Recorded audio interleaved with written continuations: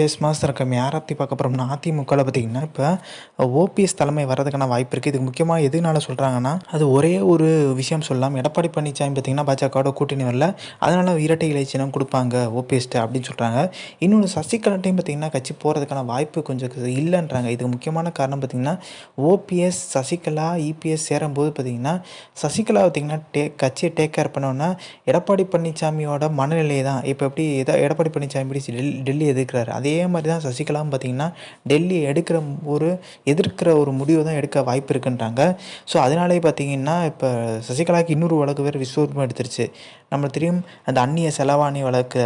அந்த அந்நிய செலவாணி வழக்குல பார்த்தீங்கன்னா, ஜேஜேடிவின்னு ஒண்ணு ஆரம்பிச்சிருந்தாங்க இனிஷியலாவே. அதுக்கு ஒரு சில பொருட்கள் பார்த்தீங்கன்னா, ஃபாரின்லேருந்து பார்த்தீங்கன்னா பொருட்கள் வாங்கியிருந்தாங்க. ஸோ, அதில வந்து ஏகப்பட்ட விஷயங்கள் பார்த்தீங்கன்னா, சசிகலா 1996ல சிக்குறாங்க. அந்த வழக்கு திருப்பியும் பார்த்தீங்கன்னா, சீக்கிரம் முடிக்க சொல்லி வந்து இப்போ கோர்ட் சொல்லியிருக்காங்க. இப்போ சசிகலா அதில பார்த்தீங்கன்னா, ஏ1 இருக்காங்க. ஒரு 4, 5 பேர் அந்த ஜேஜே டிவி சார்ந்தவங்க வர்றாங்க. ஸோ, சசிகலா பார்த்தீங்கன்னா, எப்படியோ வந்து நம்ம இதில முயற்சி பண்ணி வந்து இந்த விஷயத்துலேருந்து வெளிய வந்துரலாம் பார்க்கும்போது, அது இப்போ விஸ்வரூபம் எடுத்துருச்சு அந்த வழக்கும்.